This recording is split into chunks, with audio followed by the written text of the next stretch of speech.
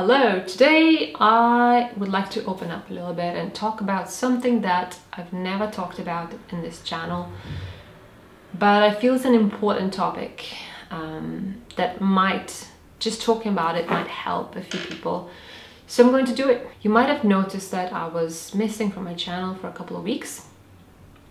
And that is because I had really low mood for a couple of weeks and I just felt completely worthless, like I had no right to share any of my knowledge with anybody. I had no right to say anything or share my experience or my opinion with anybody because I just wasn't good enough and I was worthless, totally inadequate. These are the kind of thoughts that were circulating in my mind for a couple of weeks, and no matter how hard I tried, there was nothing that I could do to get them out of my head. No matter how much my lovely husband kept telling me how amazing I am, how amazing my work is, and how much I'm helping people, it just wasn't helping, because when you're stuck in that kind of mindset, and when it goes from, very, very painful experiences in the childhood, is not so easy. So where do all these thoughts of worthlessness and not being good enough really stem from, in my case?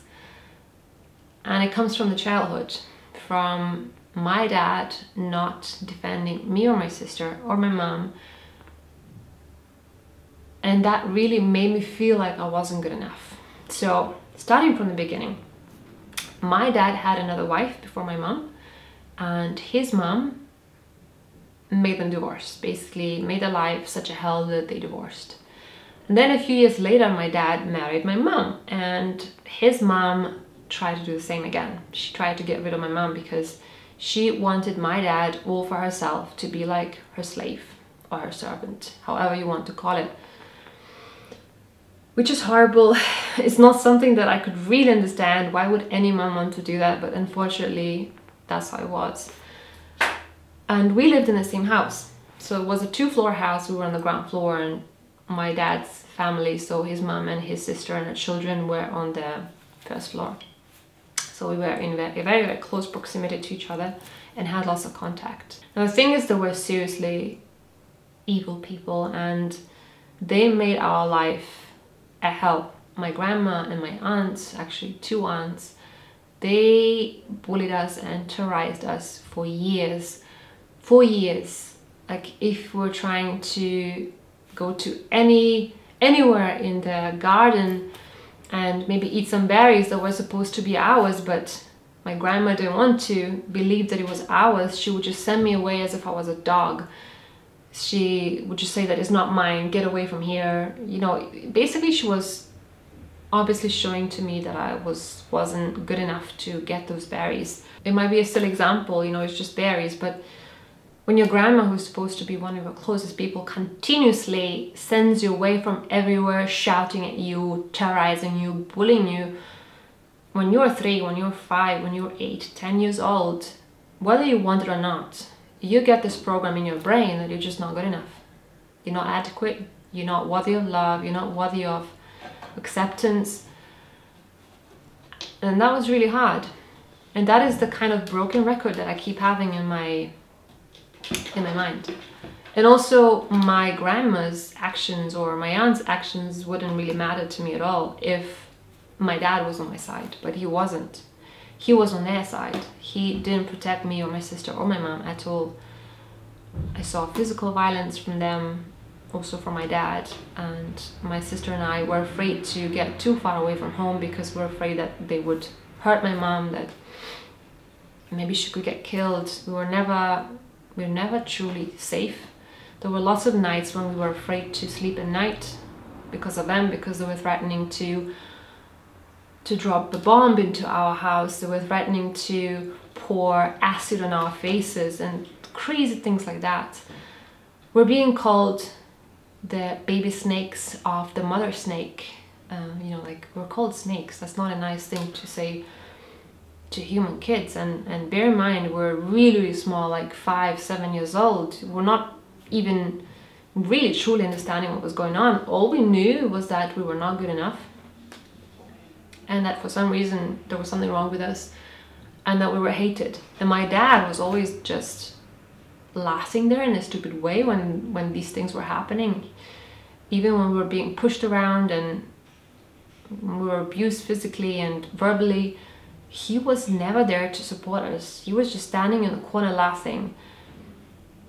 He never wanted to defend us or support us in any way, and I just felt so betrayed by my own dad.